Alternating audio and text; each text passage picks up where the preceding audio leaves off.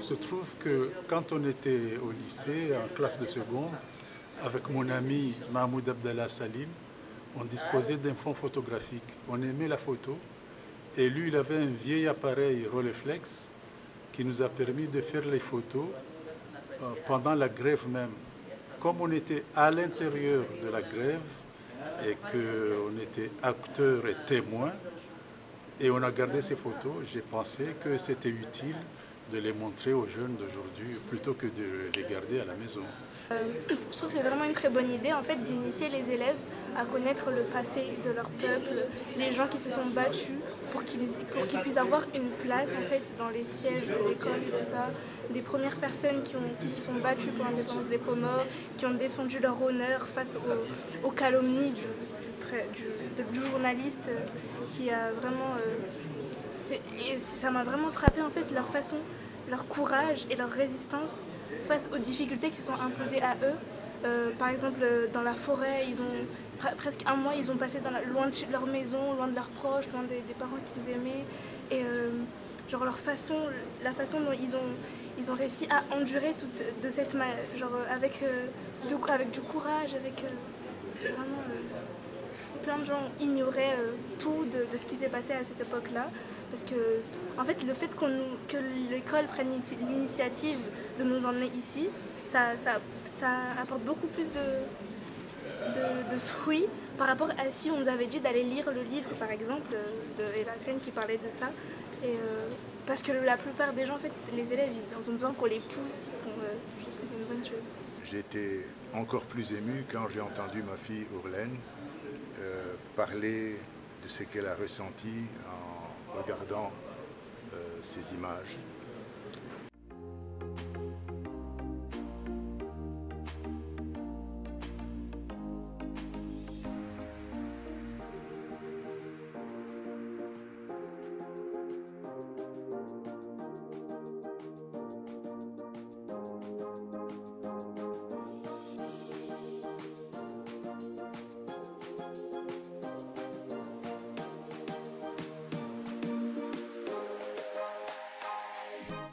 Ce qui m'a frappé déjà, c'est la manière dont tous ces élèves ils se sont rassemblés en fait pour une cause aussi grande. Et en plus, c'est pas ce qu'on peut voir aujourd'hui. On peut voir aujourd'hui, au XXIe siècle, on peut voir encore des élèves qui se font des trucs comme ça et on n'est pas aussi nombreux pour une cause comme celle-là. C'est frappant. Avant cette exposition, est-ce que tu avais déjà eu une idée d'une chose pareille? Non, aucune idée. Je n'avais pas du tout d'idée. Pas du tout? Pas du tout. Je ne pouvais pas savoir que une aussi grande chose avait eu lieu. Et qu'est-ce que tu as retenu? Que la solidarité peut faire beaucoup de choses. La solidarité, la gentillesse et la camaraderie. J'ai retenu comment tous les élèves du lycée ils étaient solidaires pour combattre une cause qui les tenait vraiment, vraiment à cœur. Et j'ai trouvé vraiment ça injuste, comment le gouvernement français les traitait. Et j'ai bien aimé l'exposition. De cette exposition? Je sors avec l'image d'élèves qui étaient solidaires. Je sors avec l'image... Je sais pas. Trop d'émotions? Oui, ça m'a touchée en fait. Ça m'a vraiment touchée.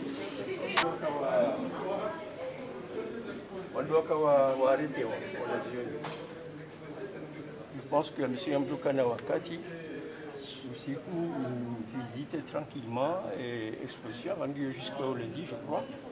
Hein?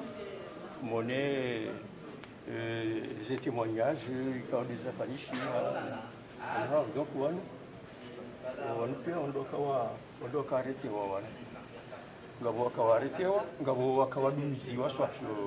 Au lycée. Franchement, je suis étonné. Là, par exemple, quand j'ai vu l'afflux de tous ces enfants des collèges et des lycées qui sont venus, j'ai été surpris de voir que la jeune génération était intéressée par cette exposition.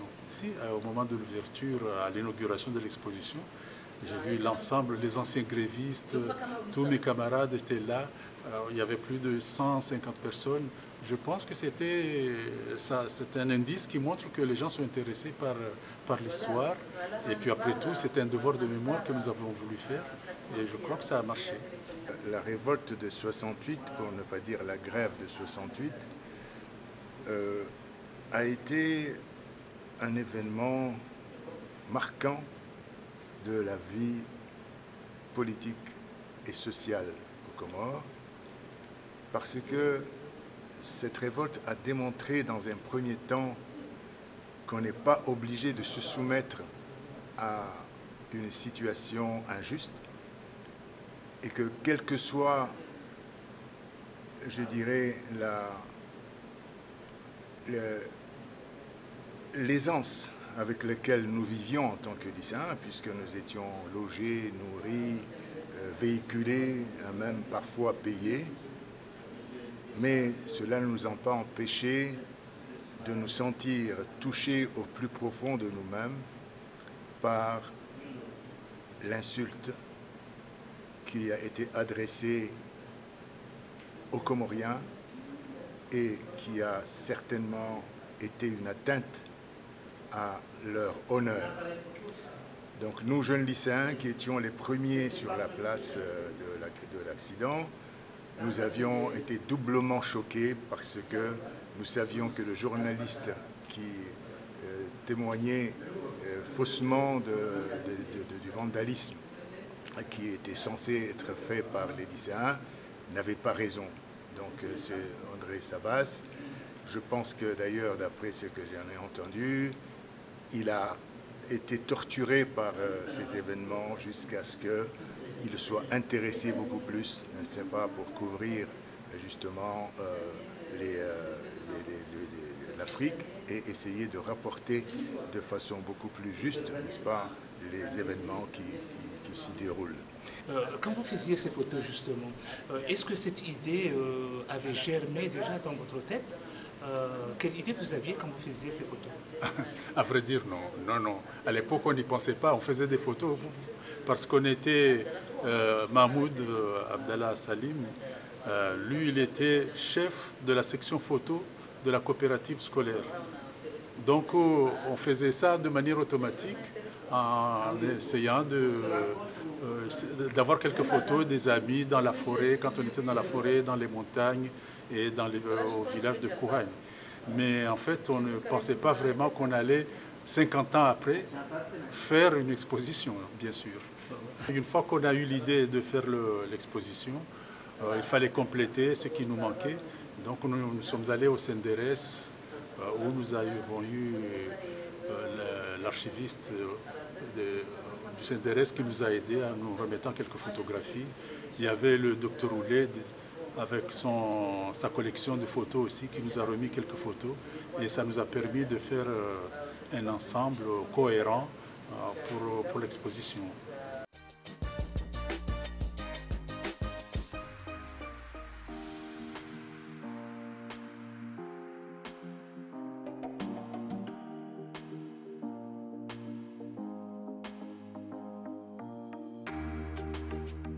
Je retiens, puisqu'on est devant l'image, n'est-ce pas, de deux grandes personnalités comoriennes, et notamment le grand cher Ahmed Moufaaya, c'est ça, de Méli, hein, donc, et le grand moufti Saïd Mohamed Abderrahmane. Le premier parce que nous a fait prendre conscience de notre comorianité en nous posant une espèce de colle, une charade si on veut, et en nous demandant, tout jeune qu'on était, si on avait apporté avec nous dans cette grève du lait ou du coton. Bien entendu, nous n'avions apporté rien du tout dans nos poches et ça nous a déboulonné lorsqu'il nous a posé cette question en Béni. Heureusement, Ismaël Badoro, qui était un de nos camarades et qui a certainement été éduqué par sa grand-mère ou son grand-père, a su répondre à cette charade en disant que nous avions apporté du coton. Et quel rôle ils ont joué justement ces personnalités en ce temps-là? Eh bien, ils nous ont soutenus, ils nous ont encouragés parce qu'ils ont compris que nous avions nous avions donc été révoltés par quelque chose de juste, c'est-à-dire notre révolte était juste. Et d'autant plus que dans les villages, justement, le colonialisme a beaucoup sévi, notamment par rapport aux plantations, par rapport aux produits de rente qu'ils achetaient de très bons marchés et qui s'enrichissaient avec ça, je crois. Vous avez parlé de révolte, vous avez parlé de grève. Qu'est-ce qu'on peut retenir exactement, grève ou révolte? Quand je parle de révolte, je veux dire seulement cette révolte de lycéens qui s'est terminée le 14 mars 68, qui a commencé en janvier. Quand je parle de grève, c'est cette révolte et les conséquences que cette révolte a eues jusqu'à justement à la libération des Comores, c'est-à-dire à la question de l'indépendance, puisque grâce à cette grève, à cette révolte, pardon, les politiciens de l'époque se sont ressaisis et ont commencé à faire leur parti politique pour réclamer l'indépendance des Comores. Donc grève dans le sens où ça a apporté des fruits, parce qu'une grève doit toujours aboutir à des résultats. Donc les résultats, c'était ça. Alors que la révolte, c'est juste une émotion, n'est-ce pas, qui provoque cette révolte et qui peut s'arrêter à un moment donné. Est-ce que cette émotion aujourd'hui, oui, je pense. Est-ce que tu as toujours cette émotion?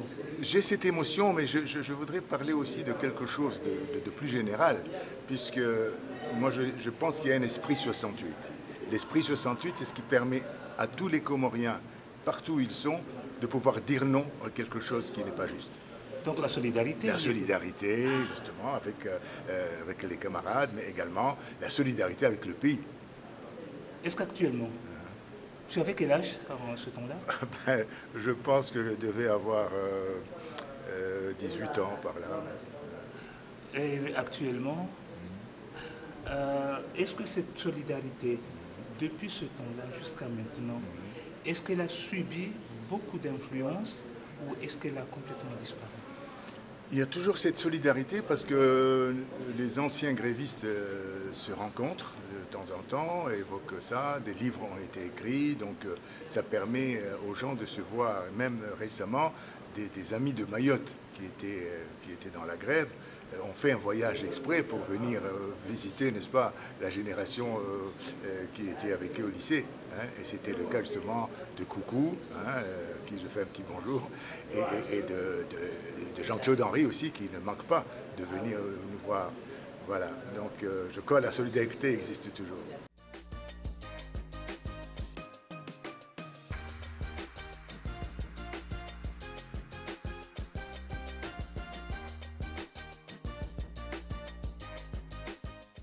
Après ce premier événement, puisque vous avez eu satisfaction, quelle est votre idée maintenant? Vous voulez dire pour la prochaine? Oui, dans l'avenir. Ça, je ne sais pas, mais peut-être qu'on pourra faire autre chose. Il y a eu tellement d'événements. Vous savez, quand on est âgé, on a eu le temps de voir beaucoup de choses. Donc peut-être qu'on va essayer de faire autre chose. Mais pour l'instant, je préfère aller me reposer parce que ça m'a éprouvé. Est-ce que c'est une idée que vous aviez toujours en tête ou bien ça vous est arrivé spontanément? Non, spontanément, non, parce que c'est pendant le confinement. J'ai eu la chance d'être avec mes petits-fils en France pendant le confinement. Et comme j'ai assuré la garde pendant que les parents étaient sortis pour aller au travail, je gardais les enfants, les petits-fils. Alors ça m'a permis de commencer à écrire quelque chose. Donc l'idée a germé de là. Quand j'ai commencé à écrire et le livre et le livret de l'exposition, et puis à rassembler les photos sur l'ordinateur. Donc c'est en fait le confinement qui a provoqué ça. Qu'est-ce que vous dites aux gens qui nous suivent maintenant par rapport à cette exposition, par rapport à ce souvenir qui, 50 ans après? Bon, moi je crois que c'est un devoir de mémoire. Moi j'ai toujours dit à nos amis de l'université, à mes camarades qui sont à l'université, de faire l'effort de faire en sorte que l'histoire des Comores soit connue, écrite par nous-mêmes, par nous Comoriens. Bon, comme moi je me suis intéressé à cette période, je l'ai vécu, j'ai préféré le faire moi-même plutôt que d'attendre que d'autres le fassent. Bon, le professeur Aboubacar Seyid Salim a déjà écrit un livre sur la période. Je pense que je le complète. Votre émotion? Moi, je crois que c'est quand on fait quelque chose et qu'on voit que ça a intéressé les gens, c'est toujours émouvant. Franchement, ça m'a vraiment touché de voir l'ensemble de mes camarades venir soutenir la manifestation.